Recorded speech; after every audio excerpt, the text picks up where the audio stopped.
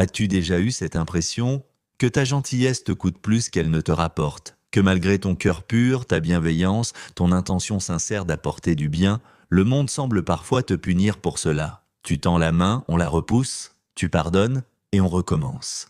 Tu donnes sans compter et on oublie que tu as donné. Et peu à peu, tu te demandes, est-ce que le problème c'est moi? Est-ce que je suis trop bon, trop naïf? Est-ce que dans ce monde, il faut cesser d'être gentil pour être respecté? Je sais que tu as déjà ressenti cette fatigue intérieure, cette lassitude d'être toujours celui ou celle qui comprend, qui excuse, qui endure. Tu aimerais croire que la bonté suffit.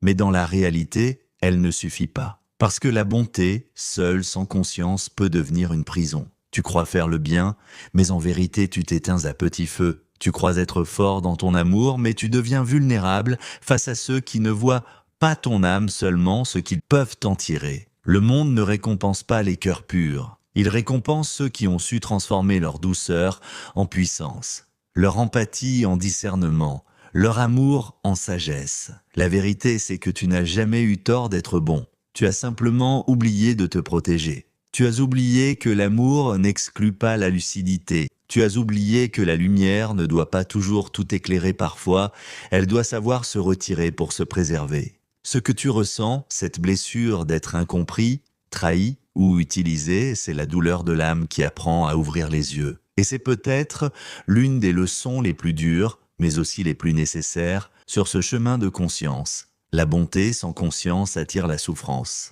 Mais la bonté éveillée devient un pouvoir. Alors aujourd'hui, je veux t'inviter à voir ta gentillesse autrement. Non plus comme une faiblesse à corriger, mais comme une force à maîtriser. Parce que ton cœur est ton plus grand trésor, mais seulement si tu apprends à en garder la clé.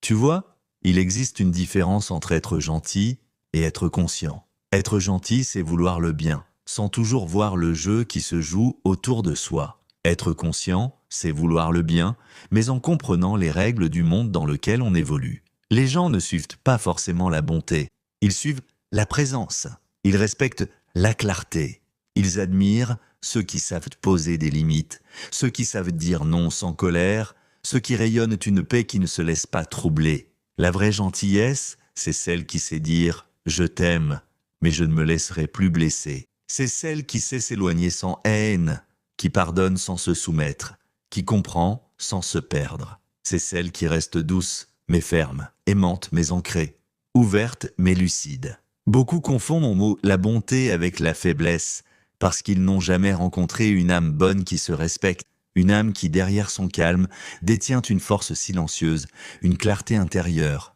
une sagesse tranquille. Cette âme, c'est peut-être la tienne. Elle dort encore, quelque part entre ton besoin d'aimer et ta peur de décevoir. Tu vois, le vrai travail spirituel, ce n'est pas d'apprendre à donner plus, c'est d'apprendre à donner juste, à reconnaître qui mérite ton énergie, ton temps, ta présence. Ce n'est pas de fermer ton cœur, mais d'en faire un sanctuaire où tout le monde ne peut pas entrer. Trop souvent, tu t'es oublié pour préserver la paix. Tu as avalé tes mots, tes besoins, tes limites, pour ne pas perdre une relation, une amitié, une image. Mais chaque fois que tu t'es tu, une part de toi a crié en silence. Chaque fois que tu as laissé passer, ton cœur s'est alourdi un peu plus. Et à force de vouloir sauver tout le monde, tu as perdu un peu de toi. C'est là que commence la transformation. Quand tu comprends que la vraie paix ne vient pas de l'extérieur, mais du courage d'être fidèle à toi-même, même si cela déplaît. Quand tu comprends que la lumière n'a pas besoin d'être partout, mais seulement là où elle est respectée, être éveillée, ce n'est pas devenir dur, c'est devenir clair. C'est savoir que tu peux aimer profondément sans te trahir. C'est savoir que tu peux être bon sans être naïf. C'est savoir que tu peux tendre la main sans qu'on te tire vers le bas. La vie te demande de trouver cet équilibre sacré entre ton cœur et ta conscience. De ne plus être cet être qui donne tout, mais celui qui donne avec discernement. De ne plus être celui qui cherche à plaire, mais celui qui cherche à être vrai. Parce qu'au fond, la bonté authentique ne cherche pas la reconnaissance, elle cherche la justesse. Et cette justesse, elle naît du silence intérieur. Du moment où tu cesses de vouloir prouver, justifier, convaincre, et que tu choisis simplement d'être présent, d'être calme, d'être vrai. La véritable force ne fait pas de bruit. Elle n'a pas besoin de se défendre. Elle se tient là, tranquille, enracinée dans la conscience. Et c'est cette énergie-là qui finit toujours par inspirer le respect.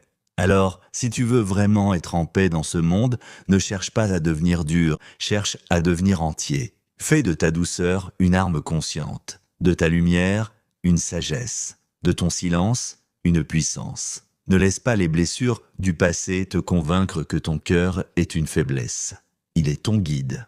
Mais il a besoin de la clarté de ton esprit pour ne pas se perdre, car l'amour sans conscience est aveugle. Et la conscience sans amour est froide. C'est leur union qui crée la vraie puissance. Tu ne peux pas tout contrôler, mais tu peux choisir où tu mets ton énergie. Tu peux choisir de ne plus courir après ce qui ne résonne plus. Tu peux choisir de ne plus justifier ta bonté à ceux qui ne la comprennent pas. Tu peux choisir de ne plus être le sauveur du monde et devenir simplement celui qui marche dans sa lumière, calmement, sans besoin d'être vu. Et tu verras, c'est à ce moment-là que tout change. Les gens sentent quand ton énergie a changé. Ils sentent quand tu ne cherches plus à plaire, mais à être vrai. Ils sentent quand ton amour n'est plus une demande, mais une présence. Et cette énergie-là, personne ne peut la manipuler. Tu n'as pas besoin d'être craint pour être respecté. Tu as besoin d'être aligné.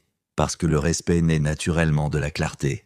Quand tu sais qui tu es, quand tu ne doutes plus de ta valeur, quand tu n'as plus peur d'être seul, alors tu n'as plus besoin de mendier l'amour ou la reconnaissance. Tu les attires simplement par ta paix. C'est ça, la puissance silencieuse.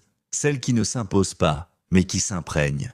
Celle qui ne se montre pas, mais qui se ressent. Celle qui inspire sans chercher à convaincre. Et peut-être que c'est ça, ton prochain pas, ne plus chercher à prouver ta bonté, mais incarner ta conscience. Ne plus chercher à être compris, mais être en paix avec ce que tu sais de toi. Ne plus vouloir être aimé pour ta douceur, mais respecté pour ton authenticité. Tu n'as rien à changer.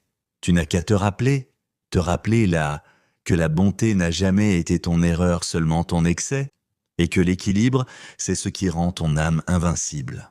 Alors, à partir d'aujourd'hui, choisis la bonté consciente, celle qui sait donner sans se vider, celle qui sait aimer sans se perdre, celle qui sait voir sans juger, mais sans se laisser duper non plus, celle qui marche dans la lumière, mais qui n'a plus peur de l'ombre. Parce que la maturité spirituelle, c'est ça. Ne plus craindre le monde, mais apprendre à danser avec lui. Ne plus fuir les gens, mais apprendre à les lire. Ne plus s'enfermer dans le rôle du sauveur, mais devenir le gardien de sa propre énergie.